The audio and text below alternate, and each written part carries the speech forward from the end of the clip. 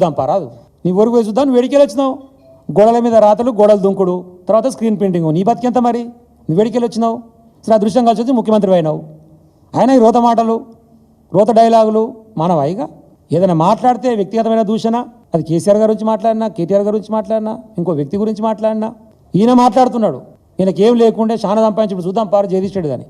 అరే మేమన్నాడు కాదు నాయన, నీ పక్కపొండి నిలబడాడు కదా స్థానిక శాసనసభ్యుడు. మొన్న వీడియో వైరల్ అయింది చూసినావు కదా నువ్వే. వాని దుకాణం వల్ల కూర్చోబెట్టుకొని పైసలు అడుగుతుంటే కళ్ళ ముందర కనపడ్డది కదా, మొత్తం వైరల్ అయింది కదా. వాని పక్కపొండి నిలబెట్టుకొని ఈయన వీడియో వైరల్ అయింది, ఈయన వీడియో వైరల్ అయింది. ఈడు దొంగే కదా. కాబట్టి వీళ్ళిద్దరు జగదీష్ రెడ్డి గారి గురించి మాట్లాడతారు. అది ఏమన్నా ముద్దుకుందా ముచ్చట? దయాలు వేదాలు వలించినట్టు ఉంది ముచ్చట. ఓటుకు నోటు దొంగ, వైన్ షాపులు దొంగ, ఇద్దరు పక్కపొంటి నిలబడి మాట్లాడుతారు. వీళ్ళ విమర్శించేది. అడిగిన ప్రశ్నలకు సమాధానం చెప్పమంటున్నాం మేము. మా నియోజకవర్గాల్లో జరిగినటువంటి అభివృద్ధి విషయంలో కానీ, మా జిల్లాలో జరిగినటువంటి అభివృద్ధి విషయంలో కానీ, కేసీఆర్ గారు తెలంగాణ వ్యాప్తంగా చేసినటువంటి అభివృద్ధి విషయంలో కానీ మాట్లాడదామంటే మొన్న సవాల్ విసిరిండు.